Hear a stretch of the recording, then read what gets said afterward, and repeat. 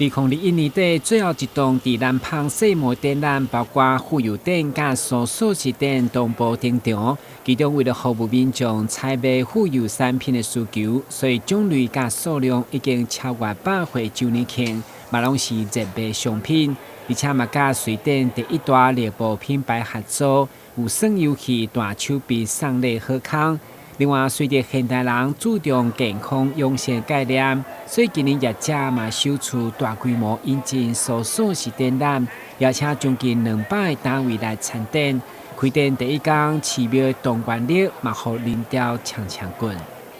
那素食展这个东西现在已经取代旅游展，成为了全台湾最火红的一个展览的内容。那其实素食展在近年的演变，它已经从单纯的一种吃宗教，你是因为宗教信仰而吃素，已经转变成了你是为了健康，你是为了环境。才来吃素，所以其实现在吃素的平均年龄层已经降到非常的低。大家为了这个环保啊，为了这个健康的这个概念来讲，现在越来越多的年轻人，他是因为了健康，为了环境，然后他会来吃素。那跟素食相关的一些文化的内容包含歌曲啦，一些文创产品啊，在今年来说也是有蛮大的一个成长。因为素素食等健康养生的产业成为主流，所以各大寺庙甲产业者纷纷推出年菜料理、有机的特产、年节伴手礼甲文创艺品等等来吸引参观民众，加上健康的讲座，相当多元精彩。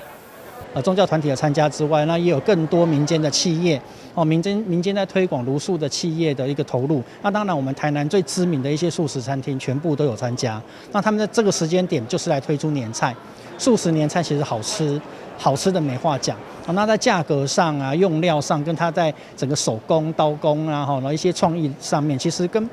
跟其他的食品比起来，其实已经没有什么太大的差别。你看那个东西，你是不晓得它到底是素还是荤的，但你吃起来的口感会让你觉得就是好吃，就是好吃。那这样会大幅的增加大家吃素的意愿。今年最后一档的展览对3号开展到6号为止，有台展览市民提身份证免费，欢迎民众把机会。台南新闻关及何乔邦采访报道。